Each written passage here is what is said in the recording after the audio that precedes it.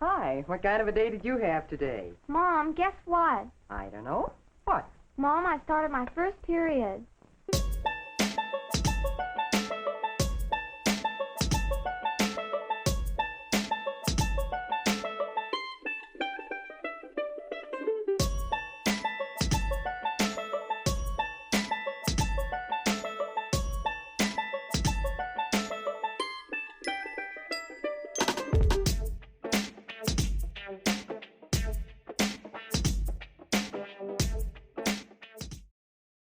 I remember my mom giving me the talk, probably in 2nd or 3rd grade. Otherwise, I've completely blocked it out of memory, but. So my mother was very open in the bathroom, like literally she would leave the door open, which I never understood because that's kind of gross. But so she was in there doing her whatever. If I walked past, I would see it. So that's when I kind of figured, okay, there's something going on that doesn't go on with me. And when she told me about my period, I would like check, but I was like way too young to have it. I was like 8. I was like, but I really wanted to like have one. I was really curious about periods. I remember being like, no, I don't think so. Like, I'm not gonna have that happen to me.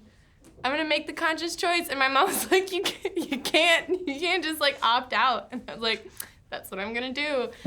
But I was a little disappointed that my like willpower could not stop it from happening. I was in Girl Scouts, and when I was 9 years old, we had a film at Girl Scouts. It was a Walt Disney film about periods. The whole, you're 4th graders now, let's sit down and watch a movie and we're gonna learn about periods. I actually missed the day that they showed the video, so I had to take it home with me and watch it at home. And I refused to let either one of my parents in the room when I watched it because I was like, oh, this is so embarrassing, you know.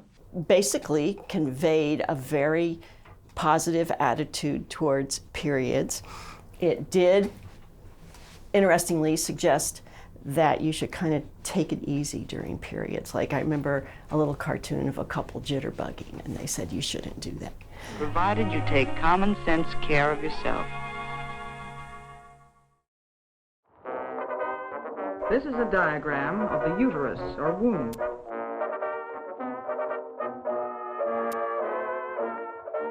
The uterus has been preparing a growing place for this egg, a soft lining of blood vessels and tissues. Once each month, an egg cell will leave one of the ovaries, go into the opening of the tube nearest to it, and then it's on its way to the uterus. If the egg unites with a male cell or sperm as it's on its way down the tube, it is fertilized. It settles down in this soft lining and begins to grow into a baby. But if the egg cell is not fertilized, it disappears. And then, since the lining is no longer needed, it too dissolves away, and it flows out of the body through an opening in the hymen. So the first time I got my period, it must have been like during gym class, but I didn't notice. I guess I just didn't feel it. But then after, like I go to the bathroom because, you know, we're changing and stuff. And I look down and I'm like, what is that? I was like, I did not poop my pants. I was like, I definitely did not feel that. So I was like, I was like, well, I guess this is my period. Like, I guess this is it. I had no idea what was going on. I was like, Mom, what is happening? Am I like having a disease or something? Like, I wasn't sure. And then my mom was like, well, there's nothing to worry about. It's like, it's normal and everything. I was like, okay, now I just have to like live through it for the whole life. And I said to her real quick, I said, I got my period. And she was ecstatic. Oh my God! I left a note for my mom. I was like, I started bleeding. I need pads. Because I was too embarrassed to actually talk to her about it. I went to use the bathroom. I got up, left. My younger brother was waiting to use the bathroom. And I walk away and he just goes, Mom, there's blood on the toilet. And my mom just kind of looks at me and goes, here's a tampon. do you need help? And I go, no, it's fine, it's fine. I was a late bloomer. I started my period when I was 16, which is very unusual. But I remember feeling awkward because everyone else started usually when they're somewhere between 12 and 14. My sister started very young. So I would always lie and I would say oh, I'm on my period and I'm 14 and I haven't had one. All my friends got their period before me, literally all of them. And I was the last one. Then once I got it, I was like, you could have kept this shit. You can take it back because it sucks. Some days you might not feel like exercising and running around, and other days you'll feel great. The first 2 or 3 days would be heavier, sometimes some cramping, usually a lot of emotion. I'll get super cramped. Mood swing. Yeah. You have cramps and you're exhausted and you're grouchy and you just don't want to do anything. Crying and being angry and being annoyed and being hungry. Passed out in school. I would throw up every month. My mother has 3 sisters. Their periods were so bad that the school knew that all the Henley girls would be out of school the same week because they all had the same, period at the same time. And they all had horrible cramps, really heavy periods. It was bad. But I remember it wasn't a big deal when I was younger, but as I got older, I would get migraines with my period, and I still get them. And they were bad. They were, I'd be popping Excedrin 2 every 3 hours. How much ibuprofen are you taking? The recommended dosage. She's like, take 4 ibuprofen every 4 hours for the entire duration of your period. I was like, okay. So that's what I started doing. And that helped. But then I also felt like I was just wrecking my insides with a ton of ibuprofen, and I didn't know if that was a sustainable thing. So I went back again. And she was like, okay, we'll put you on hormonal birth control, and that helped. Women's periods can be altered based on what birth control they use. According to the Planned Parenthood website, 6 different kinds of artificial birth control will alter a woman's menstrual experience: the pill, the patch, the shot, the implant, the ring, and the IUD. The pill, either a progesterone or estrogen-progesterone combination, can make a woman's period lighter and more regular. Lots of birth control has this effect. Pills, patches, and rings also alleviate cramps. Using an implant, the shot, an IUD, or even certain routines with the pill can cause a woman to have no bleeding whatsoever. When I got into college, it's probably the first time that I went to a gynecologist, and that's when I first heard about these fibroids. And so I had experienced a lot of cramping that time of the month. And one of the things that was recommended was to go on the pill. Don't tell my parents, but I was also becoming sexually active at that time too, which is the other reason I got on the pill. So I'm on birth control, so I kind of choose when I have it, and I normally have 2 or 3 periods a year. And I chose to have it while I was home at Christmas time, so I wouldn't have it while we were training in Florida.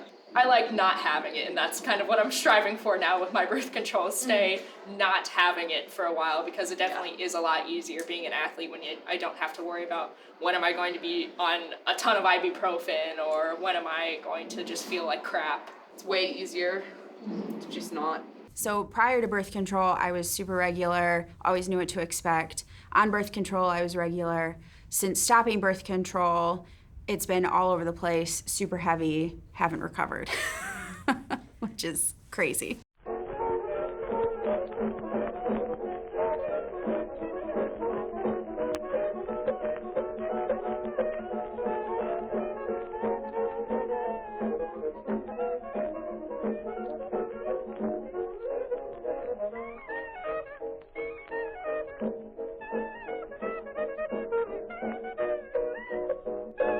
Many of you girls haven't started to menstruate yet, but when you do, you will want to use a sanitary napkin to absorb the flow. Well, we were lucky to have the new technology of the adhesive pads, and so I was not of the generation that had to wear the belt. They used to have these pads with long straps on either end that you would strap them onto this belt. I never had to deal with that. So it was these horrible pins and straps in big fat pads, and they were tremendously awful, and I hated it. The only thing that was available were sanitary napkins that were worn with belts. They weren't the little sticky things, which I think work a whole lot better than the ones without belts. So I used pads for a really long time, and then I was dancing, and I just thought that they were like uncomfortable and gross. So I talked to her about it. I like did a bunch of research on tampons and like had kind of a mature conversation. She was like, okay, you can buy them. When tampons first came out, people were saying you shouldn't use them because then you wouldn't be a virgin anymore. And there was a girl in college, so she was like 21, and she still thought that like if she had a tampon in, that she was no longer a virgin or that it impacted things. I mean, I was always embarrassed before I learned how to use tampons about not being able to use them. It took me a year to learn how to use a tampon. As a swimmer, it was probably the worst thing because I felt so bad. I was like, why can't I do this? We were at the beach and my period starts and I'm like, I can't go to the beach. And my dad was like, well, why don't you just put in a tampon? And I was like, it's not that easy, Dad. So then I used tampons for a long time. I haven't used a Diva Cup yet, and I want to. I was at a party with some friends, and there were some women talking in the kitchen about the Diva Cup, and so a bunch of us like progressed into the kitchen to hear what she had to say because we hadn't heard about it before. So it's a silicone cup, at least this one is. I only have to change it twice a day, once in the morning and once at night. It lasts way longer than any other product I've used. You just wash it out in the sink. You can use normal soap that's unscented, and it's really easy to maintain, really easy to clean and to use. And you'll be sure and tell your mother or me if everything doesn't seem to be just right. It was kind of important to me to be pretty open from the beginning with them. Well, I decided that things would be very different than how my mother raised me. I constantly would bring it up in the car where it's a captive audience, they can't get away from me. Or, you know, just always talking about it, always mentioning when I had it so that it wouldn't be a weird conversation, you know, if they wanted to mention it, you know, oh, I got my period. So when my second daughter had her period, she didn't even say anything to me about it. Like, my husband called me on the phone and he's like, I think Skylar started her period. Like, that's how, and I was like, what? And he's like, yeah, I think Skylar started her period. I'm like, how do you know? He's like, I can hear them upstairs talking. I'm like, well, what are they saying? And, you know, Taylor's saying, oh, this is horrible. You're going to hate this. It's the worst. But I also heard her, like, showing her where the stuff was. My boys are both on the autism spectrum. We had been reading different things together before bedtime. And so when we kind of started bringing these books in, we would sit down and read them together. And so it wasn't fraught with all the baggage that I had growing up. I have a box of product underneath the kitchen, underneath the bathroom sink in the guest bathroom downstairs. And I had gone in there, and sure enough, I had seen one of the packages had been opened, the tampon had been pushed out. And so there was an opportunity to sit down with my youngest and kind of talk about what is it, how it works, and then I put a little sticker on the box said for girls only. So I think it's just weird to know that I can still have a baby. At least I'm not in menopause yet. Right. Now that'll really suck, I hear.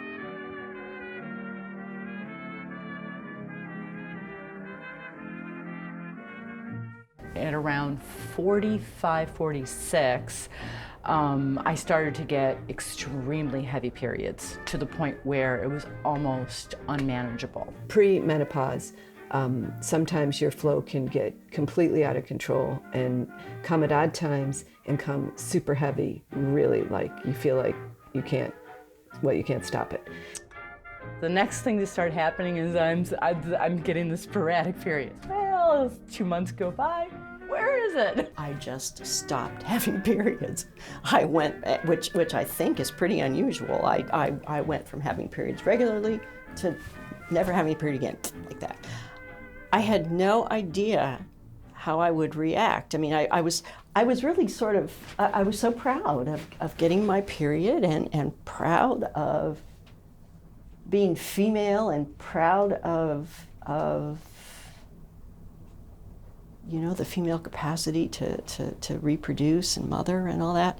I never got into the, you know, any kind of a mystical feeling about it. It was just an inconvenience.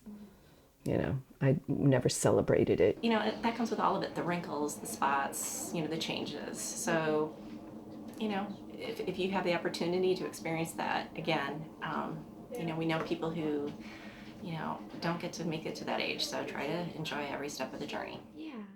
The absolute worst thing that could happen would be that somebody would know that you were having your period. I wasn't all that young. I was in my late 20s, and I ran 10K races from time to time. And in one race, my thighs chafed, and there was blood, some blood on them at the end of the race. And somebody sort of comes up to me, another woman my age comes up to me very quietly and points out that there was blood on my leg, because she thought that I was having my period. And first of all, it was interesting that she felt she needed to be so quiet and private and kind of embarrassed about it. And I was embarrassed that she thought that's what it was. The stigma is stupid because it's so normal, Well, people can talk about everything else, but they can't talk about something that's so normal. Nicole Howley, our student government women's senator, came up with this idea to do originally was a period party. It became the title Period Party and Health Fair. Yeah, the period party is pretty awesome and a lot of fun, and it's out in the open, and we want it to be out in the open, not like tucked away in a room somewhere, so that people would see this is a part of normal life. It's just totally not gross, and it's totally normal, and it's totally okay, and there's nothing to be embarrassed about. Just talk about it. It's normal. Fact of life.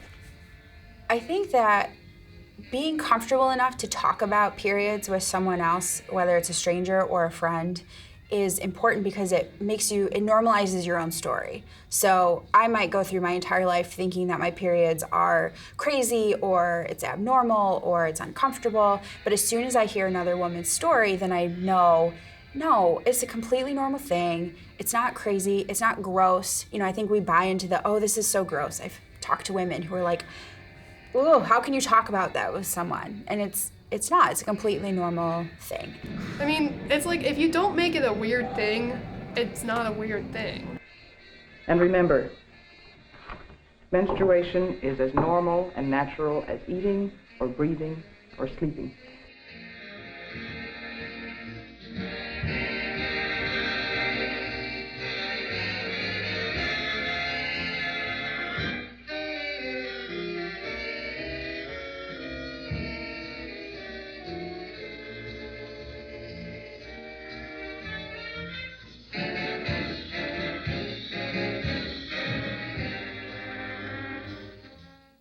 Presenting Plastic Applicator Tampax Tampons. Comfortable, easy, plastic.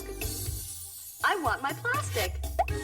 Tampax Tampons expand to fit your natural shape. I want my plastic. No tampon design protects you better. I want my plastic. Plastic Applicator Tampax Tampons. The pick of the plastics.